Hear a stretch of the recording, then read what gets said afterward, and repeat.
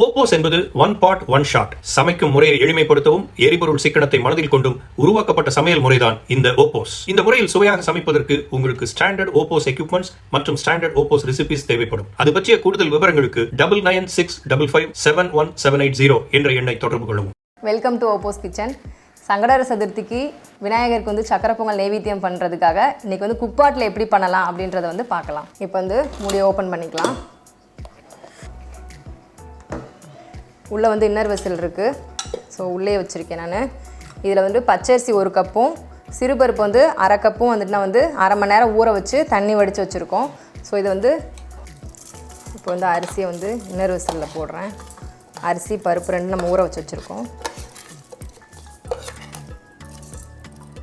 இப்போ வந்து அரிசியும் பருப்பும் நம்ம போட்டுட்டோம்.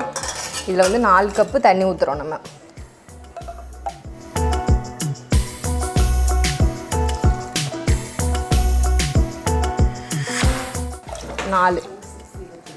4 கப்பு தண்ணி ஊற்றியாச்சு. 2 ஸ்பூன் வந்து நெய் மட்டும் ஊற்றுறோம். நம்ம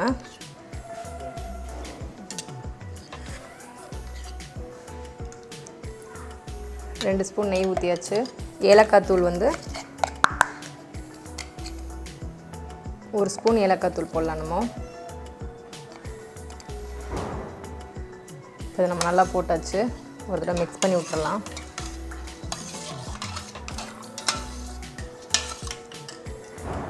இதை வந்து 1 கப் வெல்லம் எடுத்து வச்சுருக்கோம். 1/4 கப் தண்ணி ஊற்றிட்டு நம்ம வந்து பாட்டின் பாட் அந்த மெத்தடில் வைக்கிறோம். பிஐபின்னு சொல்லுவோம் இல்லைங்களா. ஸோ இதில் வந்து வெள்ளத்தில் வந்து தண்ணி முங்குற அளவுக்கு ஊற்றிட்டு நம்ம வந்து உள்ளே வந்து வச்சுருவோம் இன்னர் விசிலில். ஸோ முங்குற அளவு தண்ணி ஊற்றியாச்சு. இப்போ வந்து கீழே தொடச்சிட்டு நம்ம வந்து இந்த ரைஸ்குள்ளே வச்சுருவோம் நல்லா.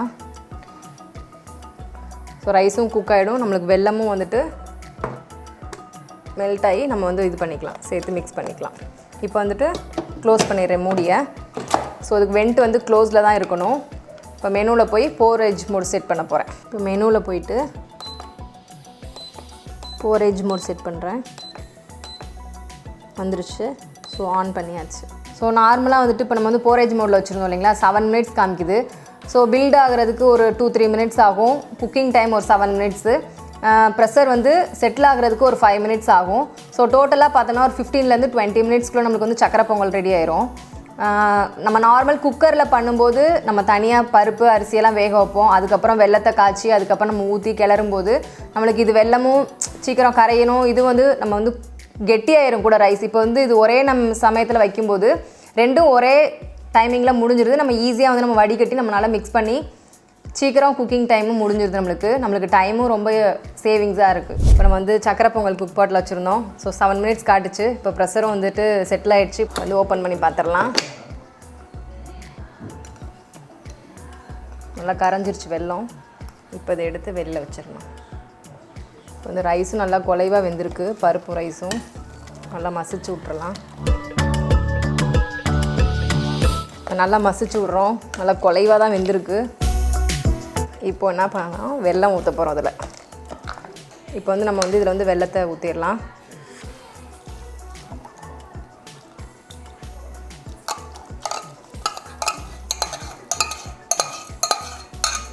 இப்போ அதை வச்சு நல்லா மசிச்சிடலாம்.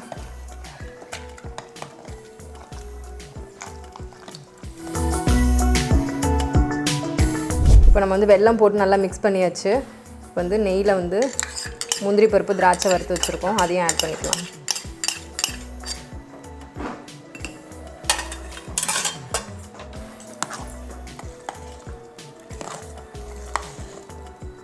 ஸோ சக்கரை பொங்கலுக்கு நம்ம நெய் எவ்வளோ ஊற்றினாலும் நம்ம சூட்டோடு இது பண்ணும்போது உள்ளே இழுத்துரும்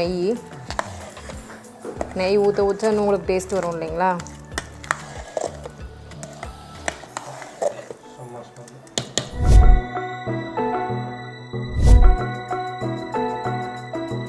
ஸோ இன்றைக்கி குக்பாட்டில் பண்ண சக்கரை பொங்கல் ரெடி ஆகிடுச்சு. வழக்கமாக நான் தான் வந்து டேஸ்ட் பார்ப்பேன். இன்றைக்கி வந்து சங்கடஹர சதுர்த்தி அப்படின்றனால இன்றைக்கி வந்து விநாயகருக்கு வந்து நெய்வேத்தியம் பண்ணலான்ட்டு இருக்கு. ஸோ போய் பார்க்கலாம்.